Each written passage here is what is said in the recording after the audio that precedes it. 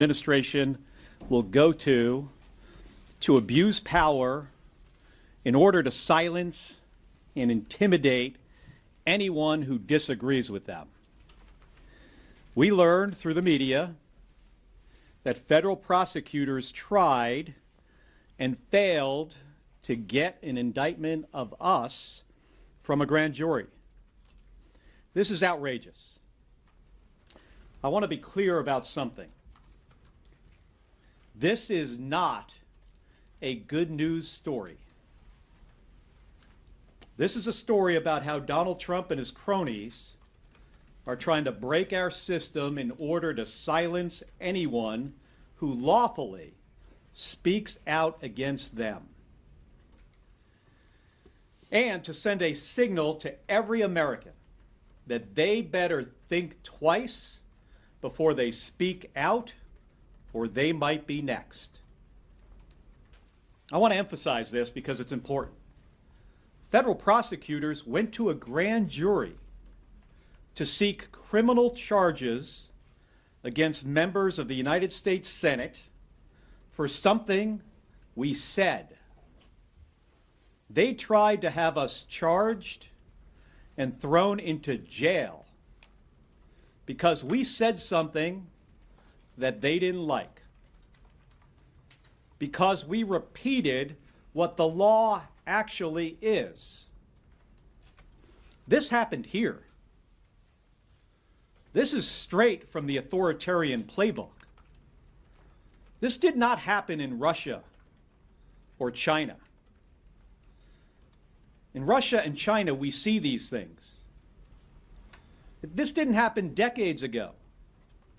It happened less than a mile from this building in the United States of America yesterday. And it was carried out by a federal prosecutor who got unanimous Republican support in August. It was authorized by an attorney general who is serving as the president's personal attack dog. Folks, this is the master alarm flashing for our democracy. It is threatening the very foundation of our system, that we have a right to free speech, to lawfully speak out and protest our government without fear of retaliation. That we have a Congress whose responsibility and obligation is to oversee and criticize, when necessary, the executive branch. That we have a Department of Justice that is independent and loyal to the Constitution, not to one man. Donald Trump and his lackeys are putting all of that at risk for their own power. They don't care about everyday Americans.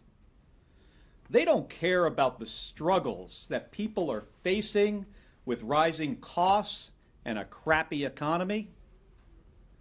They don't care about using the justice system to go after real criminals. They care about themselves, their own power, and their own wealth.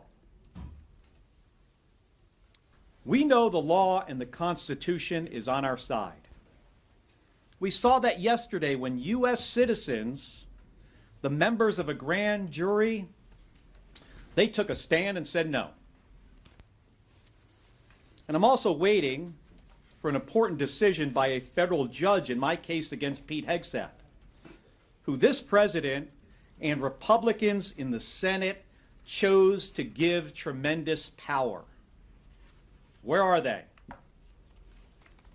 Where are the free speech absolutist Republicans now, who were so concerned about the weaponization of government? What happened to them? Where are they as Donald Trump tries to throw senators and representatives in jail for what they say? The best moment for them to stand up would have been in November, when Donald Trump said we should be hanged for this video. But the next best moment, well, that is right now. Because our democracy has been around for 250 years, but it is not guaranteed. From the very beginning of our nation, it has depended on the willingness of patriotic Americans to fight for it. Senator Slotkin and I, we did not ask for this. We're just the first through the breach. But you'll be damn sure that we are not going to back down. We've been in war zones for this country. We fought our country's enemies. This doesn't intimidate us. And we know that this is much bigger than the two of us. The most patriotic thing that any American can do right now is to continue exercising our rights, continue speaking truth to power, and not backing down. Thank you.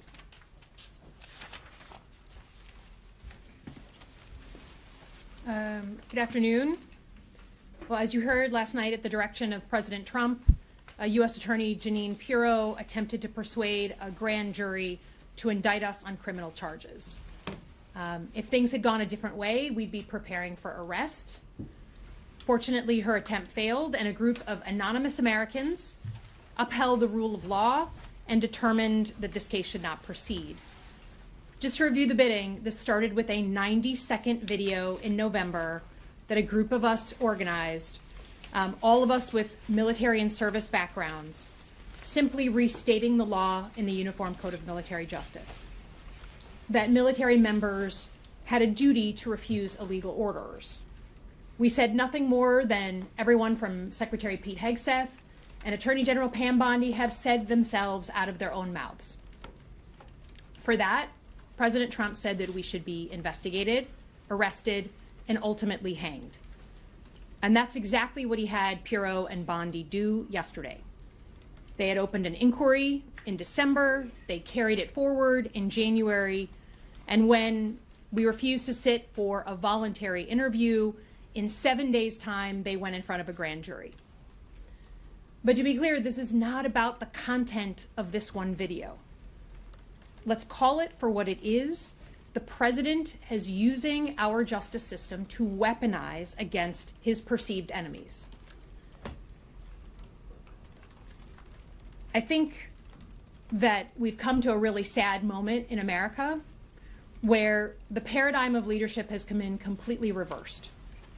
In 2026, instead of looking to our elected leaders like the president as setting an example, it is now up to individual citizens in their private capacity to uphold the values of democracy, free speech, liberty, justice. As Mark said, this is an authoritarian playbook that many of us have watched play out abroad over and over and over again, except now we're seeing it in the United States. Yesterday, 20 anonymous Americans who we will never meet, who made up that grand jury, told us more about the values of America than Jeanine Pirro or Pam Bondi or certainly this president. Small business owners, a mailman, a teacher, we have no idea who they are, but just like people in Minneapolis, the people on the ground who understand the values of this country are the ones currently upholding it. So with those small acts of bravery, our country and our values hang in the balance. Now, this entire episode was really not about us. The president went high and right after our video, tweeted about us 12 times, kicked off both physical intimidation and then legal intimidation. The intimidation was the point, to get other people beyond us to think twice about speaking out. But the real question is, if the president can do this to us, to sitting senators, who else can he do it to? What can he do to a business leader, to a community leader, or to the mom on TikTok who goes viral because she's criticizing the president?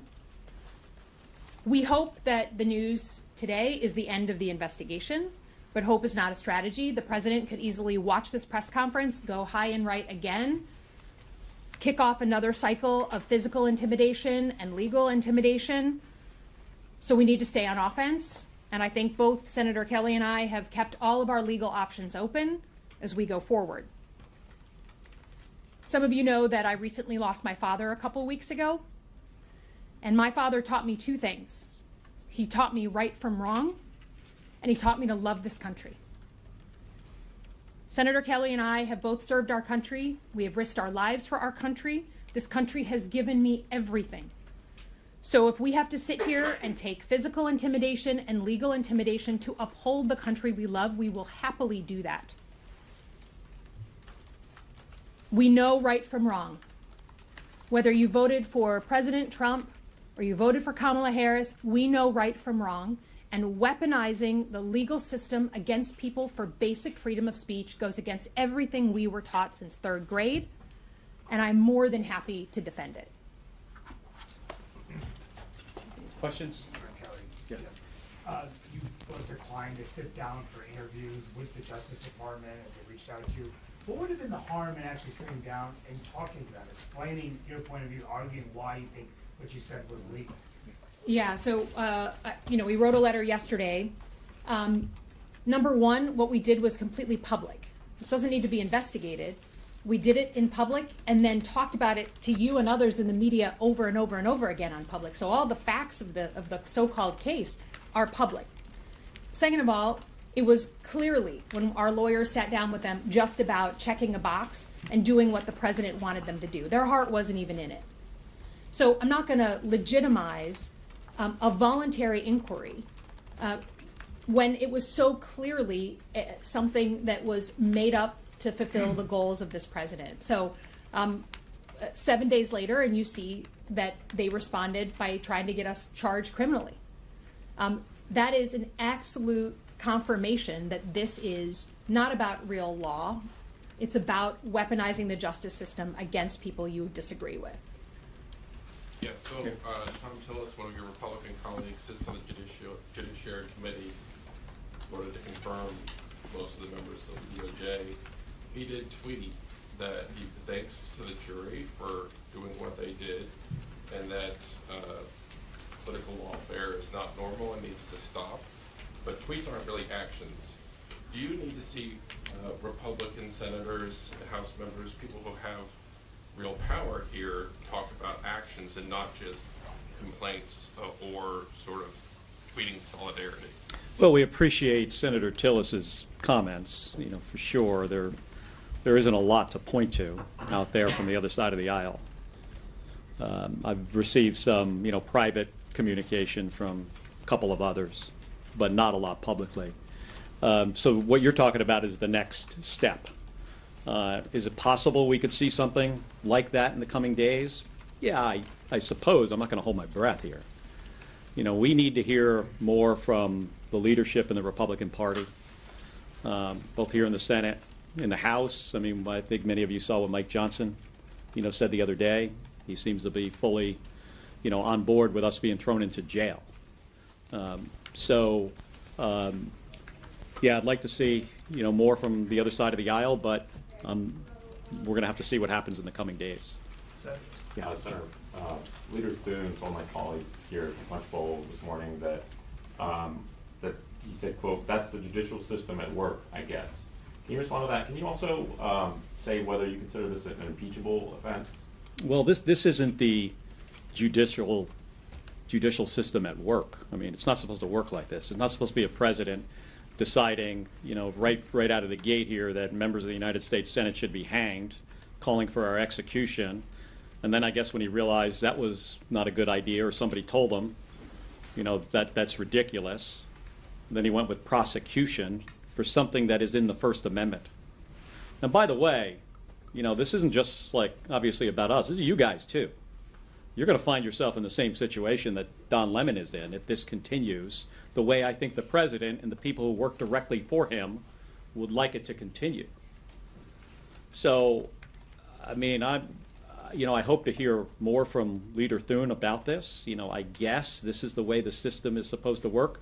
Well, if you go back historically and look at how often or how infrequent somebody does not get indicted when they go in front of a grand jury, It is very rare that this happens. In 2013, there were 165,000 indictments.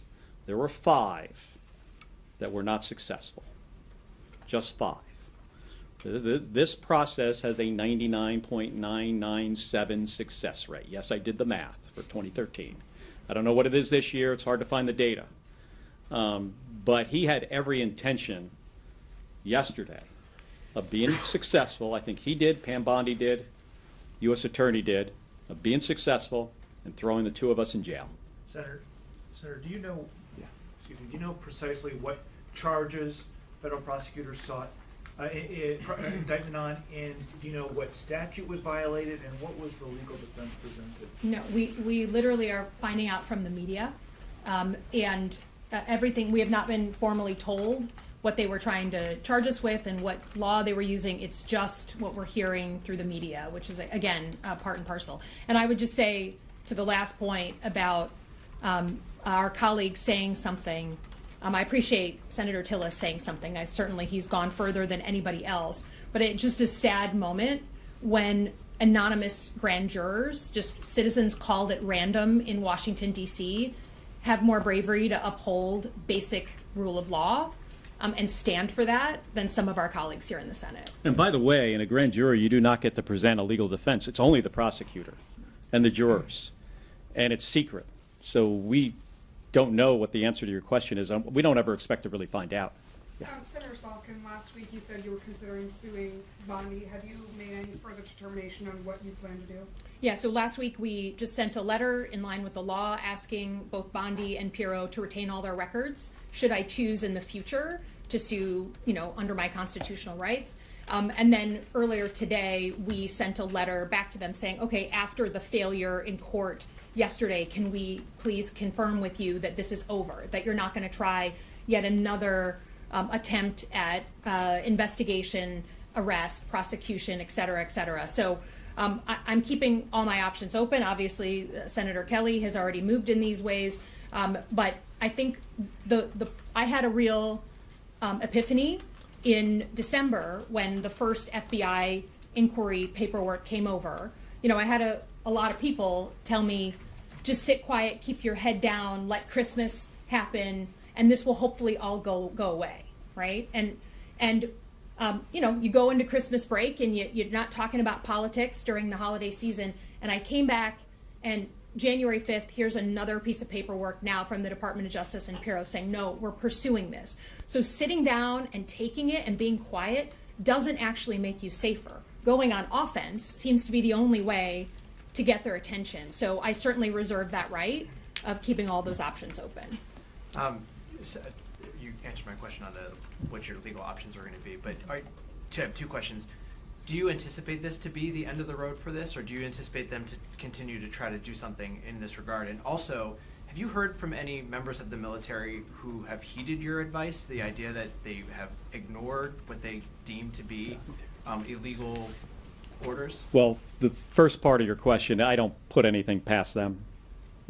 Donald Trump has a pretty limited, capacity to move on from things, and he doesn't take bad news well, and he's got quite the ego that I think it makes it difficult for him to move on and see what the writing on the wall here is. He should know that the Constitution is on our side. Second part of your question about people reaching out to me, of course, many, including 3 and 4 stars, retired service members, who have told me that they have changed what they do and what they say publicly in their retirement because of what has happened to us. That's already happened. I hope in time that corrects itself. When they see that Senator Slotkin and I standing up to these bullies, to this administration that clearly does not care about the Constitution or the rule of law, that assuming we're successful in this over a period of time, that will correct itself, and members of the military will, former members, retired service members, and veterans, and all U.S. citizens can get back to a place where they feel free to exercise their First Amendment rights? I feel very firmly that the president has created a climate of fear, whether it's our universities, our media, CEOs, and the impact of his tariffs, that everyone is self-censoring themselves because they're scared of physical intimidation and legal intimidation, the spotlight being placed on them. And so I think we just made the clear decision that we're not going to go down like that, because it doesn't get better, it just gets worse. And if fear is contagious, hopefully so is courage. And I think right now, certainly I'm drawing inspiration from people like the grand jury, people like folks peacefully protesting in Minneapolis. Like, I think the common citizen right now is showing the country and the world how to stand up for the values you believe in. But many leaders around our country have gone quiet and put their head in the sand because they fear retribution from Donald Trump. I'm sorry, you mentioned retired service members, but have you heard from any current I have. service members who Yes. have said, I feel Yes. worried about the idea that I might be Many times. going, okay. Yep. Just to follow up on what Frank was asking, have you heard from service members who have said that they have not followed orders that they believe were illegal in response to your video? I have spoken to people, current and former, who have dealt with this issue. Sure, I mean, you see them on TV, often, on cable news, they talk about often JAGs, who wound up, in this situation, or senior leadership, that have said, on occasion that they have, dealt with, this issue. But it's pretty black and white. I mean, it's on a plaque, at West Point. When the law and orders are in conflict, you follow the law. It's something we're all taught. I was taught about this in naval science class at the U.S. Merchant Marine Academy. Some people are reminded of this, depending on what kind of unit you are in. You're reminded of it frequently, but not everybody. It was a very simple message. But yeah, I mean, that is something that happens on occasion to people who serve, especially if they serve for a long period of time, and if they serve in roles where they are, directly involved in combat operations. What would you say, or to someone who's not a U.S. senator can't go on offense if they get into a situation like this? And my second question is, what type of toll emotionally has this taken on you guys, if anything? Well, I mean, I think part of the reason, certainly I'm doing it, and I think both of us, is because if the average citizen had the physical threats and then the legal threats that we've been facing, you understand why people just go to ground, right? Just the ability to hire a lawyer, right? And as a senator, I have the ability to stand up a legal defense fund and help pay for the lawyer that I need to defend myself. The average citizen can't do that, right? And the average citizen doesn't get Capitol Police when there's 24/7 threats against you and your house and your family and your parents. So I feel like I'm doing it because others cannot. Again, I think they're trying to send a signal to others to deter them from speaking by watching what we go through. And then, I would just say both of us have served in dangerous situations. Both of us have put our lives at risk. Neither of us enjoy this. I certainly have worked alongside the FBI and the Department of Justice as a CIA officer my entire life. I have great respect for what the career professionals do. They keep us safe every single day. So I don't enjoy waking up and having those same organizations targeted and pointed against me for freedom of speech. I don't. But he's counting on us to feel weak in the knees and to bow out. And I think that's why we went the opposite direction, was to say that point directly to the president. Yeah, I mean, this has not taken any kind of emotional toll on me. And I'm pretty sure with Senator Slotkin too. I mean, we've been through, both of us, harder things than this. And we're not going to let the president do that to us. And I really think he picked the wrong two people to go after. Okay, time for one more question. Can I press you further on Mike Johnson's comments yesterday? Yeah. After they failed to secure the indictment, he said you should be charged because if you're obstructing law enforcement and getting in the way of sensitive operations. We're obstructing law enforcement? Is that what he said? Those were his comments. I think Mike needs to go back to his office and seriously think about what he says publicly. Maybe he was caught off guard. I'll give him maybe a little bit of the benefit of the doubt, but he should really clarify this. He's the Speaker of the House of Representatives. He's one of the most powerful people in this country. And if he's going to side at every moment with this administration when they are clearly not on the side of the Constitution, I think he's got to really evaluate why he is there and who he is really serving. Yeah, I would just say, again, in 2026, I think the paradigm of leadership is on its head. If the Speaker of the House is just going to do whatever the President says in a separate branch of government, no matter whether it's right or wrong or whether it upholds our democratic values or not, then he has some lessons to take from grand jury members, from peaceful protesters, from people who understand the values of the country. And the way that some of our colleagues have ceded their leadership as a separate branch of government, try being a teacher and trying to explain today's America to third graders, right?